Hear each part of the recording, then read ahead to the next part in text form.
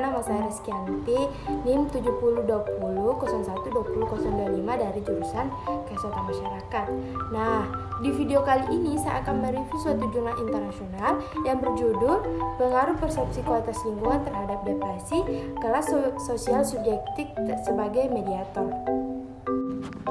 Nah, di sini saya akan mereview jurnal internasional yang berjudul Pengaruh Persepsi Kualitas Lingkungan Terhadap Depresi, Kelas Sosial Subjektif sebagai Mediator. Adapun penulisnya yaitu Lin Xiang dan Lin Wu, diterbitkan pada tahun 2021.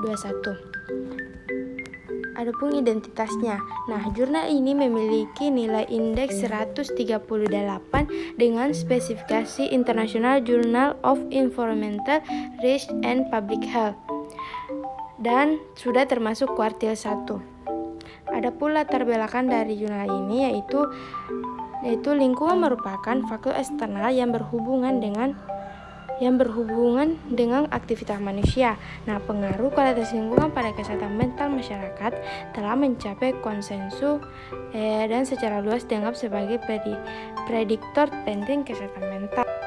Para akademis umumnya percaya bahwa penyakit mental tidak hanya berpengaruh harmoni dan stabilitas sosial, tetapi juga memperbanyak kehidupan sehat yang telah menjadi salah satu tantangan kesehatan utama. Saat ini, depresi tampaknya telah menjadi salah satu gangguan mental yang paling umum dan menunjukkan tren penurunan dari tahun ke tahun yang secara serius mengancam kualitas hidup.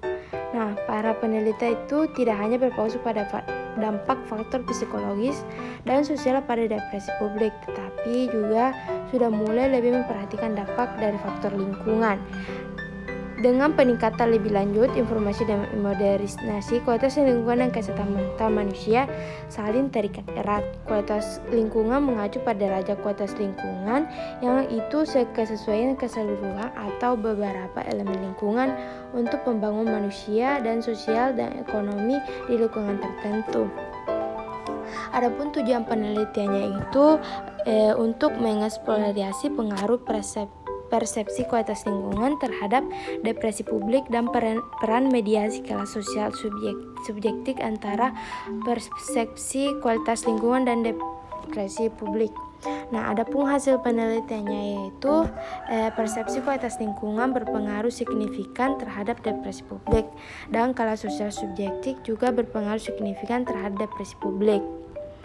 Selain itu, penelitian ini menemukan bahwa kelas sosial subjektif dapat memainkan peran mediasi parsial antara persepsi kualitas lingkungan dan depresi publik. Dan efek perantara hanya berasal dari kontribusi persepsi kualitas lingkungan hidup, bukan persepsi kualitas lingkungan secara keseluruhan. Artinya, persepsi kualitas lingkungan hidup sangat berpengaruh kelas sosial subjektif dan kemudian menyebabkan depresi publik.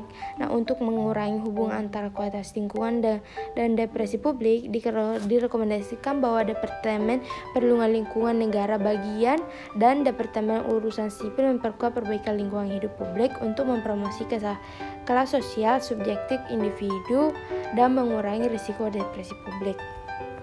Kesimpulannya itu, penelitian ini menguji dampak persepsi kualitas lingkungan terhadap depresi dan berfokus pada peran mediasi kelas sosial subjektif.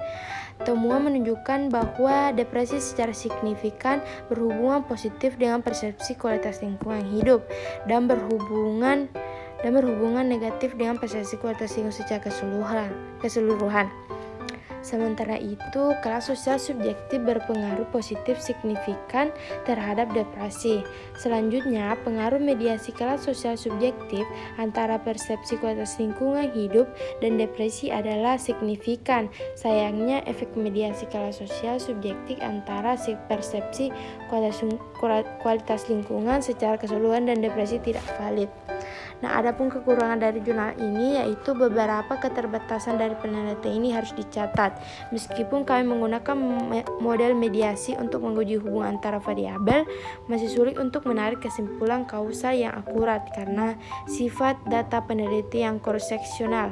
Selain itu, jika data studi longitudinal digunakan dan beberapa indikator kognitif diadopsi, hasilnya akan lebih meyakinkan. Itulah yang dapat saya sampaikan. Apabila ada kata salah, mohon dimaafkan. Wabillahi taufiq wal hidayah. Wassalamualaikum warahmatullahi wabarakatuh.